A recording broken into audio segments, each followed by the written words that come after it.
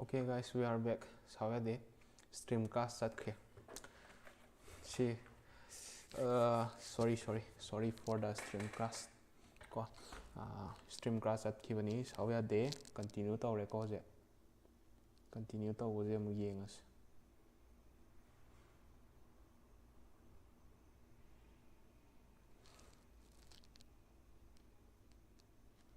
Ado sigije aina kona ko YouTube tagi lawthoga short oina lawthoga macet semjarake ko ado hujiki di problem laitraba male ko. Okay. Aina haiji memory yamakpagi ko class satpa jane ma. Ado si ko loire e haitare keno je. Copilot su loire. Copilot ki jaina sidai keep tawrake. Atai ke ai kem change tawde ko. Mai continue ne tawris. Next, continue. Lagi sigi jo menu na sigi chapki bagi ne ko. Coder je ai amu ko na open tawjarage hujiki oina close tawbe ko. Lagi somda cursor ju close tawke. Ain open tawra thamba adunan yamak pajida ko ngaurab jane mas. Ko continue to halas. Ki je khoi si laire. Ke si laire. Kagi video gi si lairi problem laite. Okay, warp sisu close to saloren base code open tawra ke aduga adui matu ina run tawra yengsi duna nungai ni ko base code ta khoi error do yaw da do yengnaba sigi khoi copilot laire ko copilot lora go je khoina tawja haije Google gi anti gravity ji yengje habane ko adudi ai sigi dum sigi browser da dum hangtok sarage ko silere magi browser jam phajai ko he ko sumaina ga leng udaga chatli je yam phajai hai ta naiye ko moi browser je moi yam phai hai bane do yeng ji si je download tawru je download tawsala je windows ke ato to paju loi lai to myam adum changa download tawbe yab jani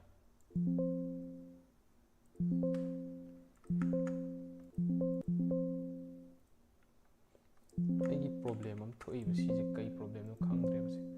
download taw ya da si lo thokrage stream tawuji da ko ma je kema tawu jani system je pubo ngam dab jani okay download ready ai ta ma jo open taw salas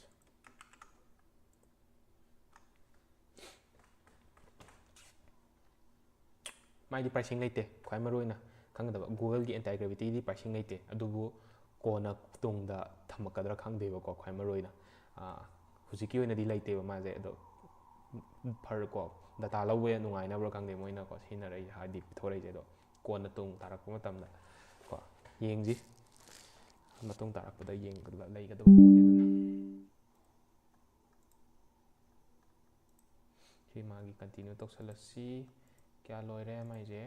implement out ko si mathang tor kadam ne yeng se koi keep tor samsat khrase okay anti gravity ju loire accept tor ni next tor ni install tor ni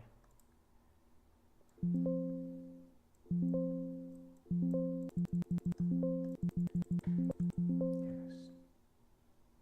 ado ai di han yauri Mayam installation do loire mane ko aduna ai si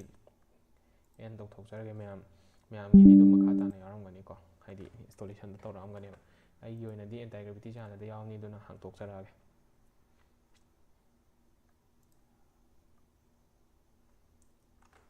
duga magi ko login to na hai bane ko adugi login to ga dabaje adu do dum khoi gi Google account ko dum login to biro dum yare ko si hang lai ai si dei da login to ra lai ra bane lora males ko keno gi ju lore GitHub Copilot ki ju lore do si Mayam ni thang ran tawra yeng je ba ko tu ngak le yeng si last koi na huji lai ji anti gravity je tangai re ma je one moment the agent is currently loading ngak tangai aduga magi keno je sidai je oi gadaba command yeng ji ni koi gi ma je ko cursor na semak pa je file size kyam lai ge oh crash atoraba mo ꯔꯥꯝꯅꯗꯤ ꯅꯠꯇꯦꯕ ꯁꯤꯁꯇꯦꯝꯁꯦ ꯌꯥꯝꯃꯛꯄꯒꯤ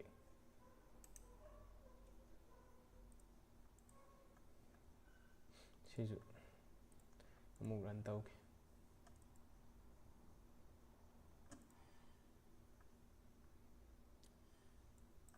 ꯀꯨꯏꯕꯥꯟꯗ ꯑꯩꯈꯣꯏꯒꯤ folder ꯍꯥꯡꯉꯁꯤꯅꯦ ꯉꯁꯥꯏꯒꯤ ꯑꯩꯈꯣꯏꯒꯤ ꯐꯣꯜꯗꯔꯗꯣ ꯇꯧꯔꯒ ꯇꯛ ꯆꯪꯉꯁꯤ ꯑꯗꯨꯒ ꯁꯤꯗ ꯂꯩꯔꯦ okay ꯁꯤꯗ ꯂꯩꯔꯦ ꯐꯣꯜꯗꯔ ꯒꯨꯒꯜ ꯑꯗꯨꯝ ꯊꯥꯔꯒꯦꯀꯣ ꯒꯨꯒꯜꯁꯦ ꯑꯣꯏꯅ ꯑꯩꯈꯣꯏꯅ ꯗ꯭ꯔꯦꯟ ꯗ꯭ꯔꯣꯞ ꯇꯧꯔ ꯄꯨꯁꯜꯂꯛꯑꯁꯤ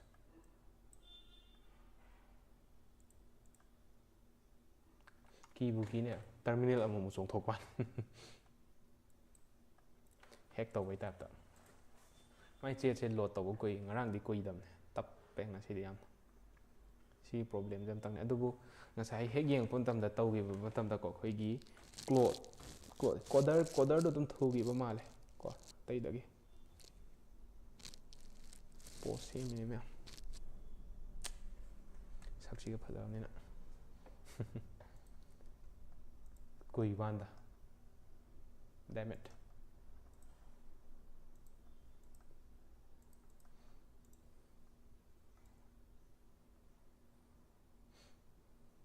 ꯑꯟꯏꯟꯁꯇꯣꯜ ꯇꯧꯔꯒ ꯏꯟꯁꯇꯣꯜ ꯇꯧꯕꯅ ꯐꯗꯧ ꯃꯥꯟꯖꯜꯂꯦ ꯃꯌꯥꯝ ꯑꯩ ꯑꯟꯏꯟꯁꯇꯣꯜ ꯇꯧꯔꯒꯦ ꯑꯗꯨꯒ ꯏꯟꯁꯇꯣꯜ ꯇꯧꯔꯒꯦ ꯍꯥꯏꯗꯤ ꯇꯞꯄꯦꯕ ꯃꯥꯁꯦ ꯂꯣꯗ ꯇꯧꯕꯁꯦ ꯑꯟꯏꯟꯁꯇꯣꯜ ꯇꯧꯊꯣꯛꯈ꯭ꯔꯒꯦ ꯑꯗꯨꯒ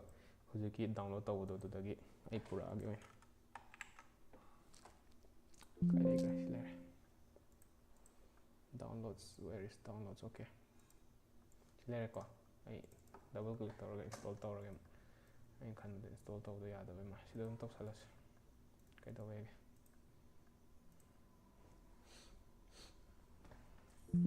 ꯁꯤꯗꯁꯨ ꯌꯥꯗꯕ ꯀꯣ ꯀꯩꯗꯧꯔꯖꯥꯠꯅꯣ ꯈꯪꯗꯦ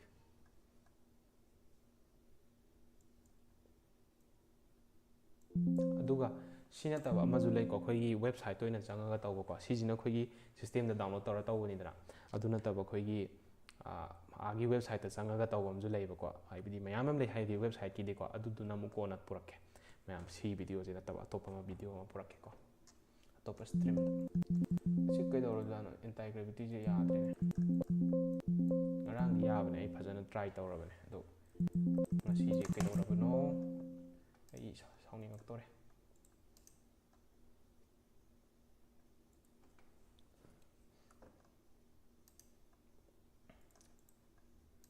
okay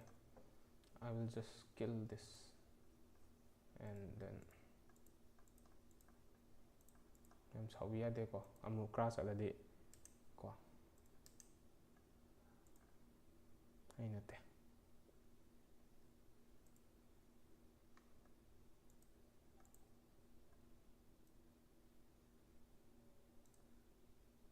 ꯁꯤꯗ ꯔꯟ ꯇꯧꯔ ꯌꯦꯡꯉꯒꯦ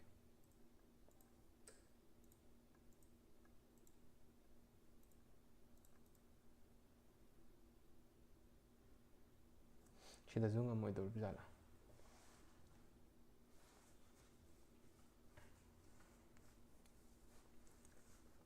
ꯌꯥꯗ꯭ꯔꯒ ꯚꯔꯆꯨꯋꯦꯜ ꯃꯦꯆꯤꯟ ꯍꯥꯡꯇꯣꯛꯑꯁꯤꯔꯣ ꯚꯔꯆꯨꯋꯦꯜ ꯃꯦꯆꯤꯟꯗ ꯁꯤꯁꯨ ꯋꯤꯟꯗꯣꯁ ꯌꯥꯔꯝꯃꯣꯏꯗꯣꯏ ꯖꯥꯠꯂꯥ ꯑꯩ ꯁꯤꯟꯅꯈꯤꯕꯩ ꯂꯩꯕꯅꯦ ꯁꯤ ꯔꯟ ꯇꯧ ꯉꯝꯗꯕ ꯀꯥꯟꯗ ꯑꯩ ꯉꯛꯏꯗꯤ ꯗꯥꯎꯟꯂꯣꯗꯀꯗꯤ ꯀꯥꯏꯗꯅꯣ ꯀꯟꯅ ꯁꯤꯖꯤꯟꯅꯔꯤ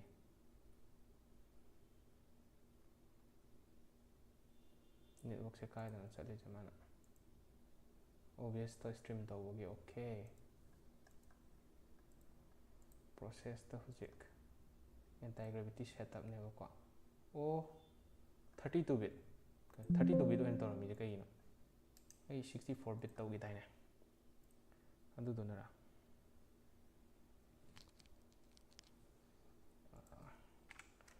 ꯑꯦꯟꯇꯥꯏ ꯒ꯭ꯔꯦꯚꯤꯇꯤ ꯗꯥꯎꯟꯂꯣꯗ ꯐꯣꯔ ꯋꯤꯟꯗꯣꯁ ꯆꯨꯝꯃꯤ ꯀꯩꯅꯣ ꯑꯩ ꯁꯤꯅꯦ ꯗꯥꯎꯟꯂꯣꯗ ꯇꯧꯔꯤꯁꯦ ꯃꯥꯏꯗꯤ ꯋꯤꯟꯒꯦꯠꯀ ꯂꯩꯇꯖꯥꯠꯂꯣ ꯎꯕꯨꯟꯇꯨ ꯑꯣꯏꯅ ꯌꯥꯎꯕ yaar adudi aina khalibasi huzik yada taragadi Linux oina tawrakpa ama yengse si yadrise karino khangde accept name ai folder change tawge ko folder ta change tawge do yeng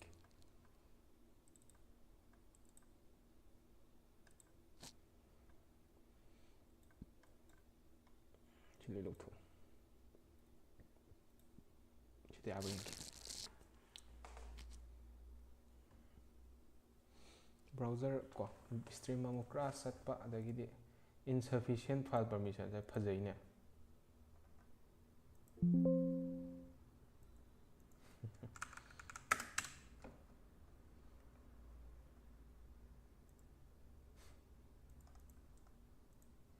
nice ngai ra sise adudi anti gravity je maje ngamdre ko ado anti gravity nattaba ko ngasai gi khoi gi visual studio code manung dum gemini jo hapa yabane ba ko adu itaragadi aduduna dum sema ju chap managani adu maina tawraga yengje su ya ado hojiki oina anti gravity je si je aina try to haning bai tare mi myam ado anti gravity je yadaba wane yadaba se kamain tawbe haba matamda ai hoji system ama thagatlaga system dai changa ba adu dai anti gravity yawbane ba ko adu do access tawraga adu do ina control tawraga tawba ma adu do su possibility lay if kaiguma si installation loiraktragadi ko adu try tawba yai ado ngasai gi khoina laigriba akhoi gi kaino do semgiba system hojiki khoi ngasi semgiba system jingje si jingje try tawra run tawra yengasine UI hana run tawra yengas yabra yadabra so let's start from here copilot tagi hawrji ko copilot tagi ai code ta hang tora age aduduga sorry terminal hangwange terminal jigi manungda front end changage pm run dev tawage okay npm install hana namgi yadragadi install ko yaragana yare si loida tawda bai wani da installation se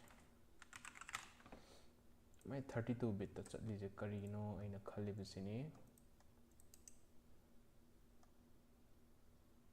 to amu chapkhre to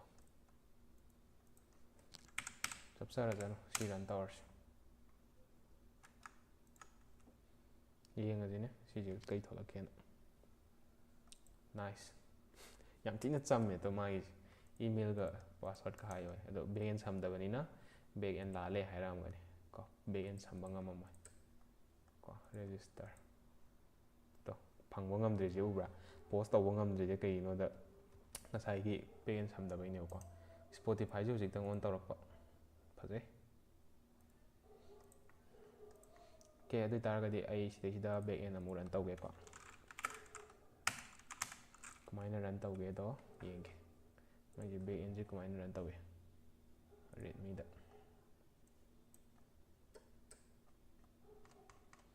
okay npm start tawada npm install tawsalo adu npm start tawada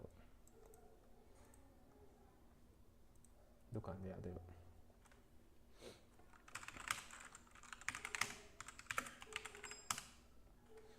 are database suma tom ta lak jare ko sida to database to kama uge do sida ne aina utingis kemta laitre dana hojik laitab je yengak seba hojik reload tawrji database maning da samme back end da adi tadi register tawba yare register tawse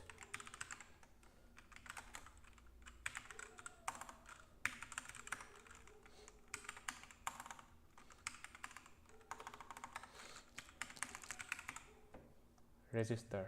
okay register tawre ko register tawje sida lakadabane ba ko register tawsi sida lakadabani lakra laktabra yengs okay row ma di laibra udabra okay register di tawra do mangonda log ta yawbra log ta 4000 nam laire tam laire aduduga loinana register mu tawra yengje hujikida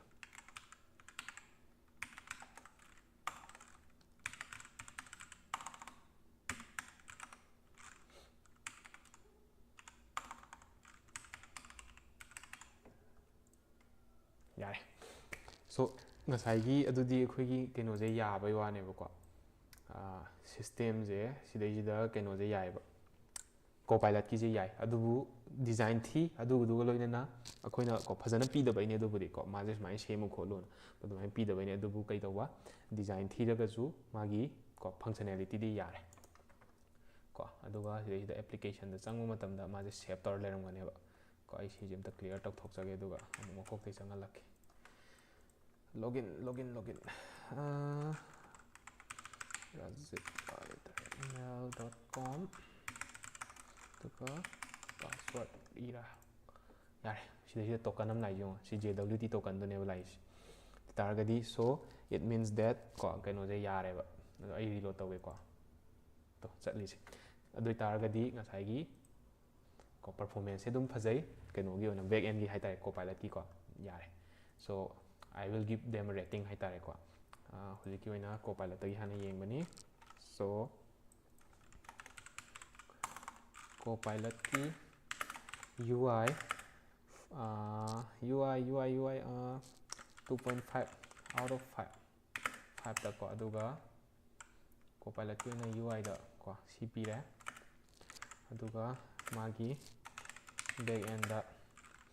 5 out of 5 ꯄꯤꯔꯒꯦ ꯑꯗꯨꯝ ꯌꯥꯏ ꯍꯥꯏꯇꯥꯔꯦ ꯐꯖꯩꯌꯦꯕꯀꯣ ꯑꯗꯨꯝ ꯌꯥꯏ course ꯄꯣꯂꯤꯁꯤꯒ ꯂꯣꯏ ꯌꯥꯎꯖꯔꯛꯑꯃꯦ ꯑꯩꯅ ꯈꯜꯂꯤꯁꯦ ꯁꯤꯁꯦ ꯀꯩꯅꯣꯁꯤꯁꯨ ꯌꯥꯈꯤꯗꯕ ꯋꯥꯅꯤꯗ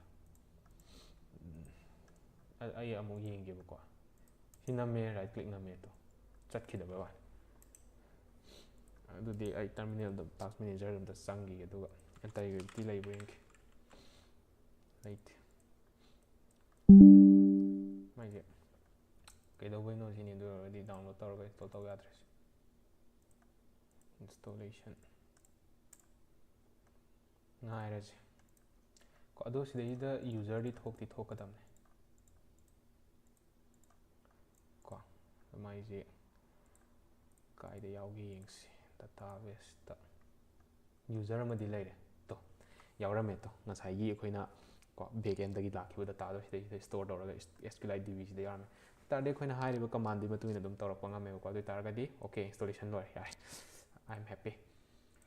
ꯁꯣ ꯀꯣꯄꯥꯏꯂꯠꯀꯤ UI ꯁꯤꯅꯤ UI ꯐꯖꯕ ꯌꯧꯗꯦ ꯀꯣ ꯑꯇꯣꯞꯄꯅ ꯐꯖꯔꯒꯗꯤ ꯀꯣ ꯍꯣꯔꯦꯟ ꯐꯖꯗ꯭ꯔꯒꯗꯤ ꯁꯤꯅ ꯑꯃꯨꯛ ꯍꯦꯟꯗꯣꯏꯅꯤ ꯕꯦꯛ ꯑꯦꯟꯗ ꯁꯤ ꯂꯩꯔꯦ ꯌꯥꯔꯦ ꯀꯣꯄꯥꯏꯂꯠꯀꯤ ꯂꯣꯏꯔꯦ ꯂꯣꯏꯁꯤꯜꯂꯁꯤ ꯀꯣꯄꯥꯏꯂꯠꯀꯤ ꯂꯣꯏꯁꯤꯜꯂꯁꯤ ꯁꯤ ꯐ꯭ꯔꯟ ꯑꯦꯟꯁꯤꯃ ꯂꯧꯊꯣꯛꯄ ꯌꯥꯔꯦ ꯑꯗꯒꯤꯗꯤ ꯃꯥꯁꯤꯁꯨ ꯑꯦꯛꯖꯤꯠ ꯇꯧꯕ ꯌꯥꯔꯦ ꯂꯣꯟꯁ ꯇꯧꯊꯣꯛꯑꯁꯤ ꯁꯤꯁꯤꯃ ꯑꯗꯨꯒ ꯁꯤꯗ ꯕꯦꯛꯇ ꯃꯥ ꯁꯥꯍꯜꯂꯁꯦꯕ ꯕꯦꯛꯒ꯭ꯔꯥꯎꯟꯗꯀꯣ ꯉꯁꯥꯏꯒꯤ ꯄ꯭ꯔꯣꯝꯇꯕꯨ ꯌꯥꯎꯔꯝꯈꯤꯗꯣꯏꯖꯥꯠꯂꯥ ꯌꯥꯎꯔꯤ ꯃꯥꯜꯂꯦ ꯉꯥꯛꯇꯪ ꯉꯥꯏꯍꯜꯂꯁꯦ ꯃꯥ ꯑꯗꯒꯤ ꯀꯣꯄꯥꯏꯂꯠꯁꯦ ꯂꯣꯏꯔꯕꯅꯤꯅ ꯍꯧꯖꯤꯛ ꯑꯩꯈꯣꯏꯅ ꯇꯧꯒꯗꯕꯁꯤ ꯀꯔꯝꯕꯅꯣ ꯍꯥꯏꯕ ꯃꯇꯝꯗ ꯑꯩ ꯄꯨꯔꯛꯀꯦꯀꯣ ꯀꯣꯄꯥꯏꯂꯠ ꯂꯣꯏꯔꯕꯅꯤꯅ ꯑꯇꯣꯞꯄ ꯐꯣꯜꯗꯔꯗꯨ ꯀꯣꯄꯥꯏꯂꯠꯀꯤ ꯃꯊꯪꯗ ꯀꯔꯁꯔ ꯌꯦꯡꯉꯁꯤ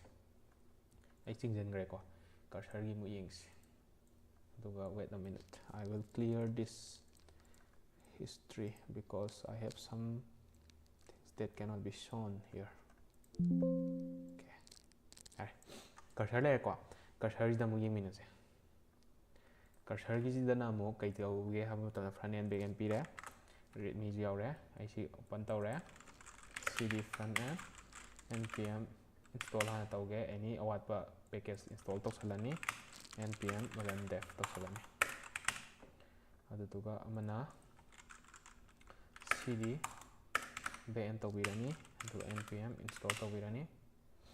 ꯑꯗꯨꯒ npm ꯑꯣꯀꯦ from back endꯒꯤꯗꯤ ꯀꯩꯅ ꯇꯧꯖꯥꯠꯅꯣ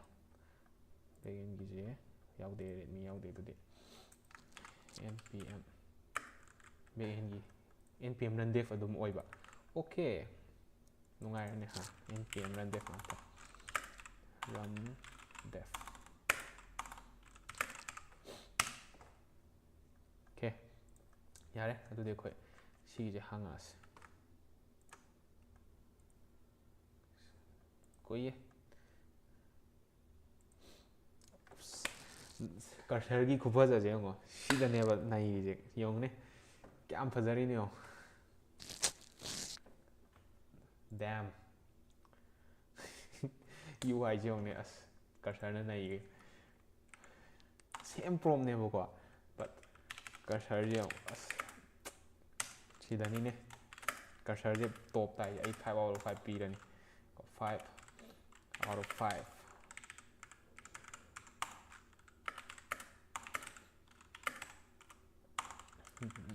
ꯀꯔꯁꯔꯁꯦ ꯑꯗꯨꯝ ꯅꯩꯌꯦ ꯃꯥꯏ ꯕꯦꯛ ꯑꯦꯟ ꯑꯃꯨꯛ ꯌꯦꯡꯁꯤꯀꯣ ꯅꯥꯀꯟꯗ ꯑꯗꯨꯝ ꯏꯟꯁꯄꯦꯛ ꯇꯧꯁꯤ ꯀꯩꯀꯩ ꯏꯔꯔ ꯊꯣꯛꯀꯦ ꯄ꯭ꯔꯣꯕ꯭ꯂꯦꯝ ꯂꯩꯒꯦ ꯈꯣꯠꯀꯦꯗꯣ ꯑꯣꯀꯦ ꯁꯣ ꯁꯤꯗꯩꯁꯤꯗ ꯑꯦꯀꯥꯎꯟ ꯂꯩꯇ꯭ꯔꯕꯅꯤꯅ ꯀ꯭रिꯌꯦꯠ ꯇꯧꯗꯣꯏꯅꯤ ꯑꯗꯣ ꯃꯥꯒꯤꯁꯨ ꯗꯇꯥꯕꯦꯁ ꯌꯥꯎꯔꯝꯒꯅꯤ ꯍꯧꯖꯤꯛꯀꯤ ꯑꯣꯏꯅ ꯕꯦꯛ ꯑꯦꯟ ꯏꯅꯤꯁꯤꯌꯦꯠ ꯇꯧꯕ ꯀꯥꯟꯗ ꯌꯥꯎꯔꯦꯗꯣ SQLite DBꯗꯣ ꯆꯞ ꯃꯥꯟꯅꯅ ꯌꯦꯡꯁꯤ ꯁꯤꯗ ꯌꯨꯖꯔ ꯊꯣꯛꯂꯛꯄ꯭ꯔꯥ ꯊꯣꯛꯂꯛꯇꯕ꯭ꯔꯥꯗꯣ ꯑꯩꯈꯣꯏ ꯃꯥꯒꯤ ꯏꯃꯦꯜꯁꯦ ꯏꯕꯤꯔꯁꯤ ꯉꯁꯥꯏ ꯑꯗꯨꯃꯥꯏꯅ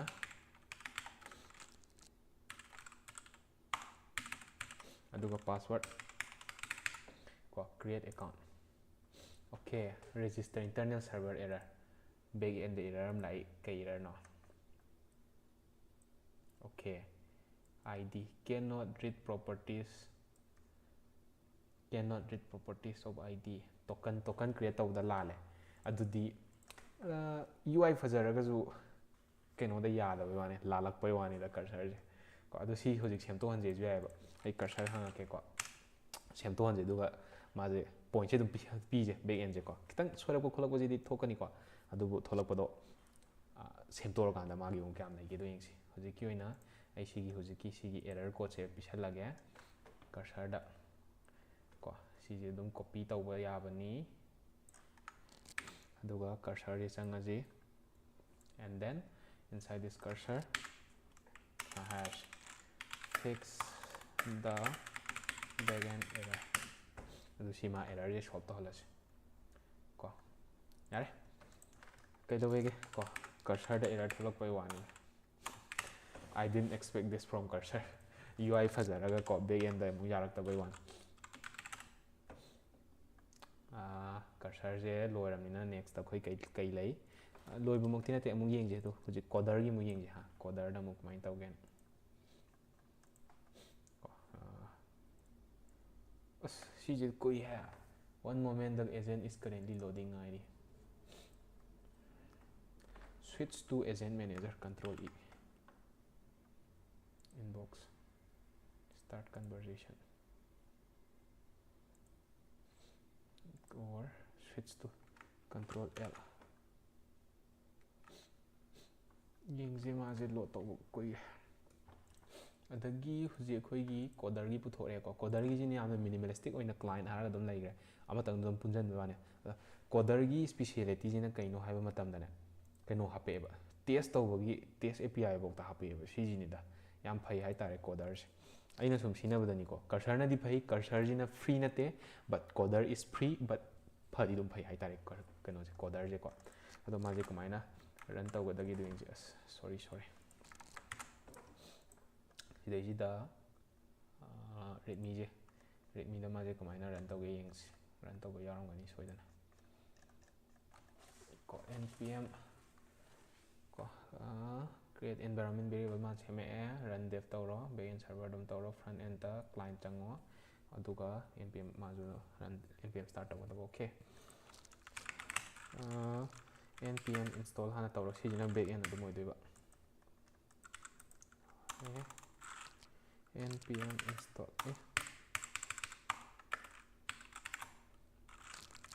damn okay ꯅꯝ ꯌꯥꯗꯕ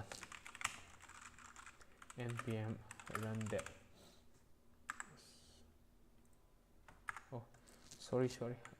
controlꯁꯦ ꯅꯝꯖꯜꯂ ꯂꯩꯔꯝꯃꯦ ꯑꯗꯨꯏꯅꯦ npm run devꯁꯤꯅ backend ꯑꯣꯏꯗꯣꯏꯕꯀꯣ backend start ꯇꯧꯔꯦ ꯑꯗꯨꯒ front end start ꯇꯧꯒꯦ ꯍꯥꯏꯔꯒꯅ cd client ꯆꯪꯒꯅꯤ ꯑꯗꯨꯗꯨꯒ ꯂꯣꯏꯅꯅ npm install ꯇꯧꯁꯟꯕ ꯌꯥꯏ ꯑꯗꯨꯗꯨꯒ ꯂꯣꯏꯅꯅ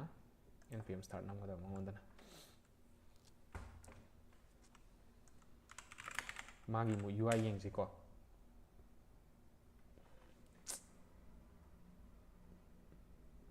ꯑꯗꯨꯒ ꯁꯤꯗꯩꯁꯤꯗ ꯑꯩꯈꯣꯏꯅ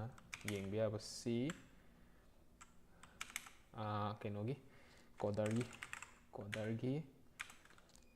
UI PC ꯑꯗꯨꯒ ꯂꯣꯏꯅꯅ PC ꯀꯣꯗꯔꯁꯨ ꯊꯤꯗꯀꯣ ꯌꯥꯝ ꯀꯟꯅ ꯐꯖꯕ ꯑꯣꯏꯗꯦ ꯀꯔꯁꯔꯅ ꯅꯩꯌꯦ ko adu yengji magi backend yabrana email ismaidi confirm password ka bu hairi phajai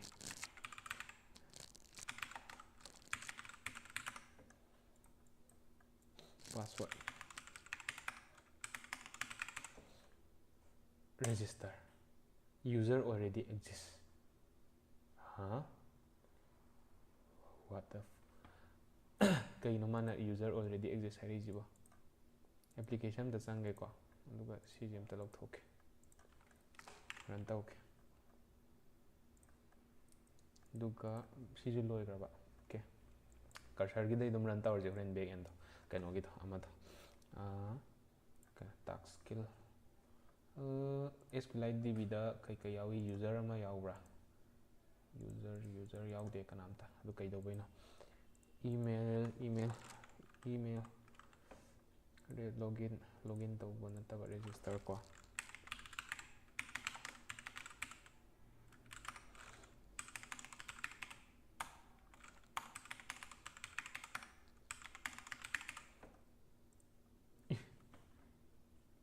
complete to ewa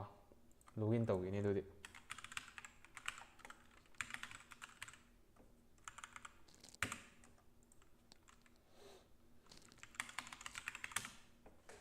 yadre error thoe coder gi ko coder also failed damn UI 2.5 out of 5 and then yadre maiju ko 5 haibedre 0 out of 5 adubudi ko khoina si error thoibado ko na semto u na hairaga ko semto halaga dum yaba yaiba adubu ahanba try da fail loije mazu fail loi back end ko mazu fail loi haitare ado cursor je 0 pi udi pamde ko ado si myam jing yaraktabaje kamaina semto kade ai si je rating je pi radi ko yam bias oba sing ani ai toge ko adubu yengo yagi baje kana yai copilot ki yagi adai cursor je yagadamne ba ado kaino ma yaraktabane ado yaraktabdo fix tawragadi dum yajarani ko makha tana sangda halaroi je video je adugi muhta khoi kai lei mathangda coder ji ju ngamdre ko coder ju ngamdre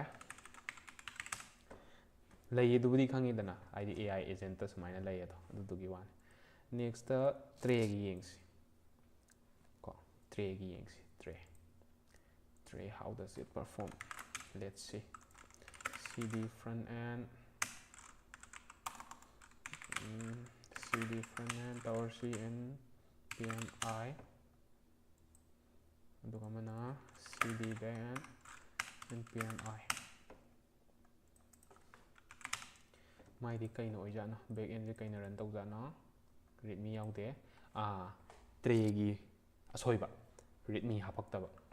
ko now I don't know how to start this server ko yengi sida changaga node haira tawtami npm start hai tam backend da changa c npm start ya brings ya npm start ko package da yenga khangone adubudi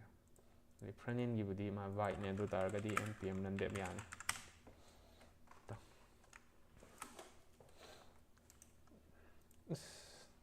kai mai nakan da chat ki wan tray gi jina pura nakan da chat khre yeng ji do restart tawrga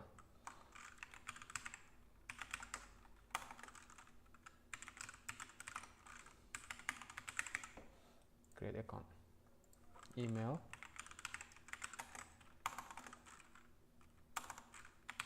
speak man gre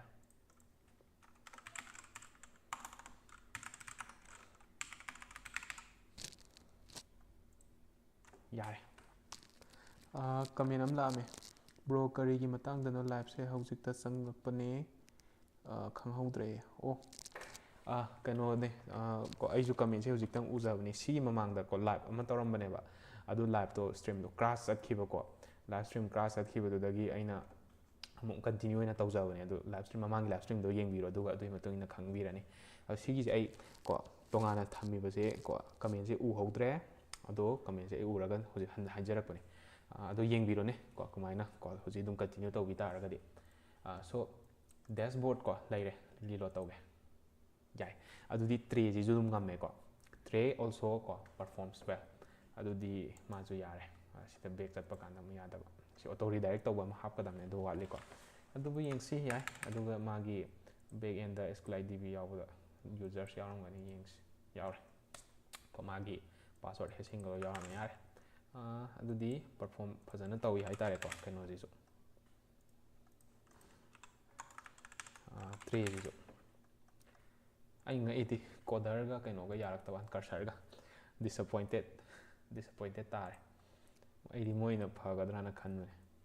ko aduni matang ne moina ko marakta ngasai keno tawgiba adubudi cursor ju error thoki coder da ju run toramaga patlong tatkibane ko aduduna ne moibani yarak tris adu chance piraga budi dum yaba yai haitare cd back end amaga tawga aduduga mana cd hot system cd front end amaga npm I aduga npm I ko yai hot system da magi anima dum run tawai ju hapai si phajai ko ngasai warp kine sina warp ki ju dum phai fazana bu i ko ado mai je back end start tawge di npm install tawro okay back end gina npm start ogadaba front end gina npm run dev ogadaba aduga mayam ko aina haijaning badi khwaidagi khoigi kano tawbuje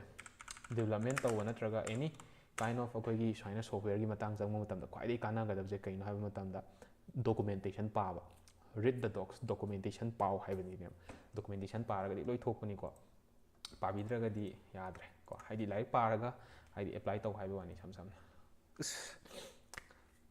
ko kano na ngamgre hojikti cursor dagi bo hen bam thoklakre warp se ha warp ni changre mayai da laga ko nei bai wani ko ai sida application da like kai database taibra lai si token je lok thoke ko restart tawge let's say duga register tawre internal server error okay error am thoe kai error no haiba matamda back end error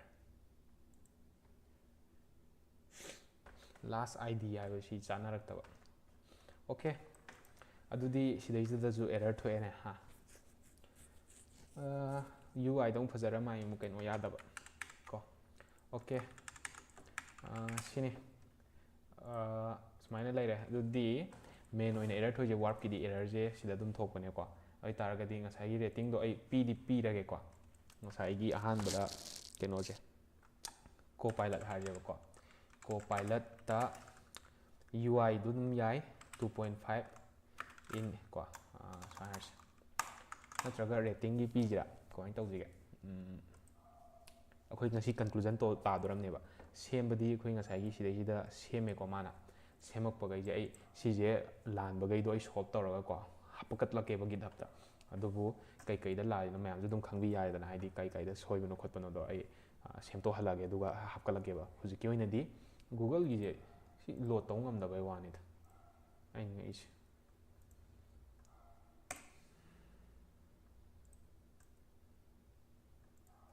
or mo ko agent is currently loading hai adu kai gomba mayam na sigi google gi integrity je yade hairagadi ko ama ai huji ama semanje ba aduduna gemini ko bs code manung dum yawbane adu ngam ngasi sida dum loisala ju yai haitare ko integrity jina nongma mo ha yahudabagi ko na video am semaga ayaba matam da dum hapak ko adu ju yai aduain tawna phadaw male ngasi yadramnina adubu ngasi gi rating ko aina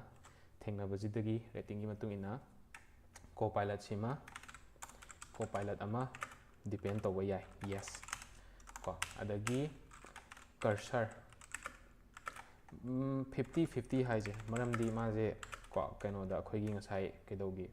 installation da error khara laigibane ba aduduna ko maje smain leire coder ju ngasai gi khoi gi crash atkiba de matuina majo 50/50 thamage ko adagi tray gi UI yai kano ju yai ma yes ama ko aduduga loinana khoi google gi je ko na ko adoi targa ama wali warp warpse mazu 50-50 ado made UI budi fazare ko UI yes but backend do no tare 50-50 bok natre made amna yaage amna yadabane ko sumaina akoi si gai je oramgani coco pilot ne cursor ne tray ne taruk ne boko ama ni ahum mari manga duga amna google gi anti gravity do oi boko adu do kona mathangda mo video ma semjara ke ko adu maina tawna pharni ngasi gi di sini si gi dum ko keno da jo hapake redmi oina ko ma dum pa banu ngaina ado loiraba kanda ko ya de do gi matung ina functionality do se error tholakpodo solve tawraba matung da mo yara kanda mo hapkalak tame ko traga dum huji dum hapkalasira adum huji dum tahora ju yai matam lairingai da ko ai cursor hanga ge aduga aya error leibado error leitaraba check tawraga semena honaba ko adu targadi lotion hore dana mutang da cd backend npm start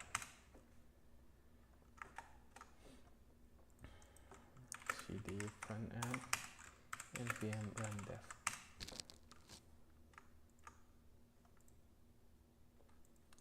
kanogi jini da fazari cursor gi je fajaba ni da UI je paame komai piraiba UI se error gam ta leitaban create tower se mai gi inspect tower ga perform kano da application da leibra kem leite yare okay account ama hange duga create tower ge yade error thoi kai conflict no thoi ba je haba matamda error leiramdaba wane okay si changbu yadaba wane mai je error je kaino email already registered hai dudi leiragadi changbudi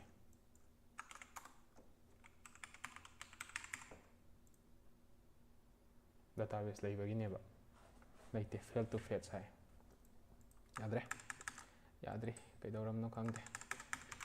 sigi je somdai seman lakseba ko adubu open tawdi bs ko jo hangak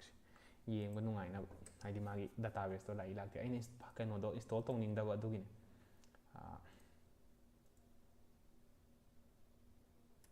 kano do kaiba hojiki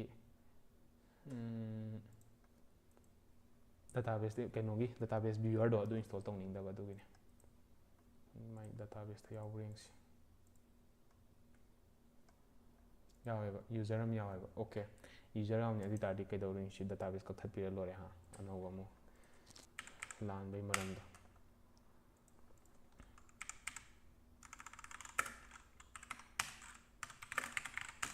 ado aseng real life ta database ka ko yaro ko su ke doina koi gi server daga deploy tawra kan da database ka ega ni yare mange do ko create one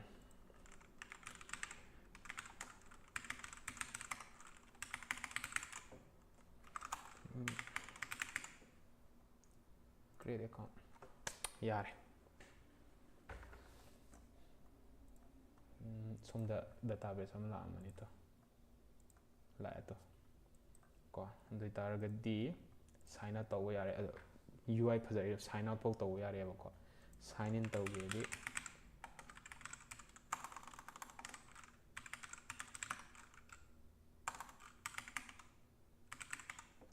sign in yai to yare adudi cursor yare ko mayam cursor dum kan mani cursor yabam thokpane aba yare cursor lore adudi cursor gi ju lore next yagi dab to warp ne coder ne du ka yena warp ne coder gi yagi dab coder mu seams coder mu hangsi coder nungai bani sumaina koi AI sinara tawse dum nungai bani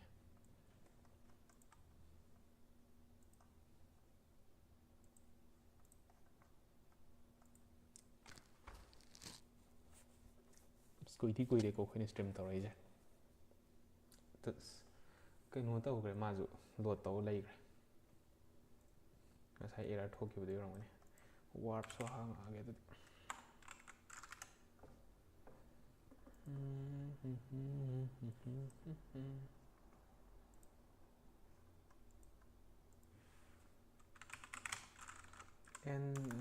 cd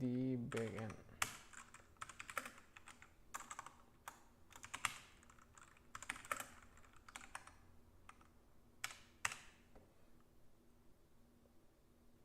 npm start yare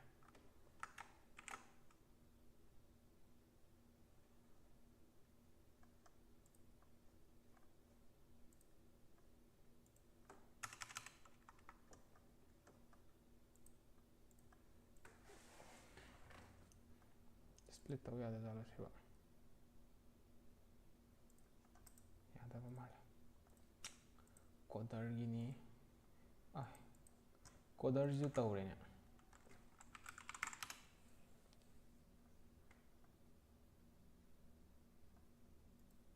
warp ꯑꯣꯏꯅ ꯍꯥꯡꯉꯗꯤ ꯌꯥꯔꯣꯏ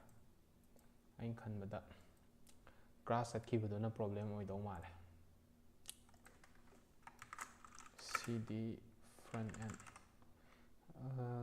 odd ꯑꯣꯏꯒꯗꯕꯀꯣ cd odd cd front end npm run dev ꯃꯔꯝꯗꯤ ꯑꯩꯅ ꯁꯤꯗꯩꯁꯤꯗ front end ꯅ ꯁꯤꯗꯩ run ꯇꯧꯔꯒ back end ꯅ ꯁꯣꯝꯗꯩ run ꯇꯧꯔꯤꯁꯦ ꯀꯩꯅꯣ back end error ꯊꯣꯛꯂꯛꯄꯗꯣ ꯃꯥꯅ ꯃꯥꯏ ꯁꯣꯜꯕ ꯇꯧꯖꯅꯕꯅꯦꯕꯀꯣ open ꯇꯧꯒꯦ ꯑꯗꯨꯗꯨꯒ database ꯌꯥꯎ ꯇꯥꯔꯒꯗꯤ login ꯇꯧꯕ ꯌꯥꯒꯗꯕꯅꯦꯕꯀꯣ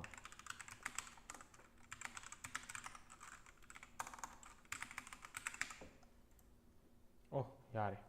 ꯀꯩꯅꯣ ꯉꯁꯥꯏ ꯌꯥꯗꯕ ꯔꯦꯖꯤꯁꯇꯔ ꯇꯧꯕ ꯌꯥꯗꯕ ꯀꯩꯅꯣꯁꯤꯁꯨ ꯐꯖꯩꯅꯦ ꯍꯥ warpꯀꯤ UI ꯁꯤ ꯐꯖꯩꯅꯦ ꯑꯦꯀꯥꯎꯟ ꯑꯃꯃꯨꯛ login ꯇꯧꯁꯤꯀꯣ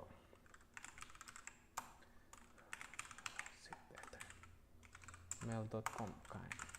ꯀꯣ ꯑꯗꯒꯤꯗꯤ ꯑꯣꯀꯦ ꯔꯦꯖꯤꯁꯇꯔ ꯇꯧꯒꯗꯕ ꯁꯣꯔꯤ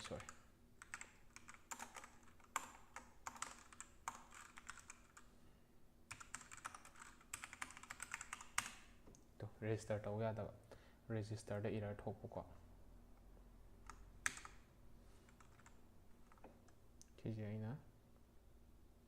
ꯃꯥꯅ ꯐꯤꯛꯁ ꯇꯧꯖꯔꯛꯑꯦ ꯀꯥꯟꯅꯕ ꯉꯁꯥꯏꯒꯤ ꯀꯩꯅꯣꯒꯤ warpꯀꯤ ꯀꯣ front endꯗꯤ ꯌꯥꯏꯑꯕ ꯐꯖꯩ ꯑꯗꯨꯝ login ꯇꯧꯕ ꯑꯗꯨꯝ ꯌꯥꯏ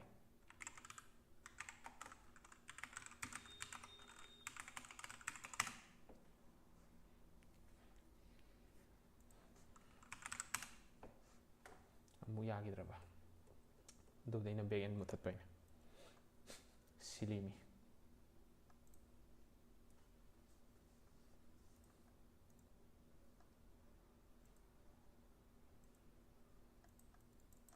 ꯀꯣꯗꯔꯒꯤꯁꯦ ꯆꯦꯠ ꯄꯦꯅꯦꯜꯁꯦ ꯍꯥꯡꯕ ꯉꯝꯗ꯭ꯔꯦ ꯁꯦꯝ ꯄ꯭ꯔꯣꯕ꯭ꯂꯦꯝ ꯀꯣ ꯀ꯭ꯔꯥꯁ ꯆꯠꯄꯗꯅꯦ ꯀꯩꯅꯣ ꯇꯧꯈ꯭ꯔꯦꯕ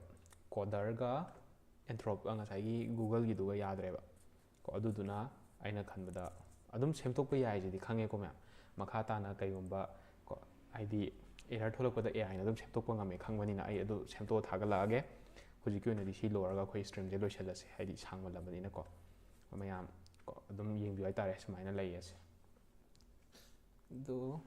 ꯔꯟ ꯇꯧꯔ ꯑꯃꯨꯛ ꯌꯦꯡꯉꯁꯤ ꯁꯤ ꯂꯣꯏꯔ ꯃꯥꯜꯂꯦ ꯂꯣꯏꯔꯦꯀꯣ ꯑꯗꯨꯗꯤ login ꯇꯧꯒꯦ ꯔꯥꯖꯦꯠ ꯂꯥꯏ ꯌꯥꯎꯗꯕꯤꯗ mail.com ꯄꯥꯁꯋꯥꯔꯗ ꯏꯌꯣ ꯍꯥꯏꯔꯦ login ꯌꯥꯔꯦ ꯀꯣ ꯑꯗꯨ ꯅꯠꯇꯕ ꯑꯇꯣꯞꯄ ꯏꯃꯦꯜ ꯑꯃꯃꯨꯛ ꯌꯦꯡꯒꯦ new ꯀꯣ @gmail.com ꯄꯥꯁꯋꯥꯔꯗ ꯌꯥꯔꯦ ꯑꯗꯨꯗꯤ ꯂꯩꯇ꯭ꯔꯦꯅꯦ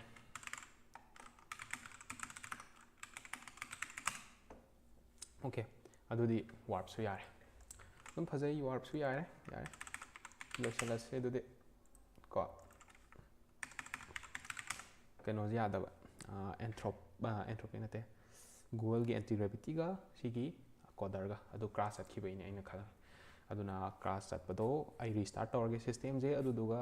ꯁꯦꯝꯒꯠꯂꯒ GitHubꯇ ꯊꯥꯒꯠꯂꯛꯑꯒꯦ ꯑꯗꯨ ꯅꯠꯇ꯭ꯔꯒ ꯍꯧꯖꯤꯛ ꯑꯗꯨꯝ GitHubꯇ ꯊꯥꯒꯠꯂꯛꯑꯁꯨ ꯌꯥꯏ ꯃꯌꯥꯝ ꯑꯗꯨꯝ ꯌꯦꯡꯃꯤꯟꯅꯍꯧꯔꯁꯤ ꯀꯃꯥꯏꯅ ꯊꯥꯒꯠꯀꯗꯒꯦꯗ ꯑꯩ GitHub ꯆꯪꯉꯒꯦꯀꯣ GitHub ꯆꯪꯉꯒꯦ let me switch to my primary account ko primary account se silakhi silaba matungda new change aduga aina repository maming amu khandoini so let's say ai coding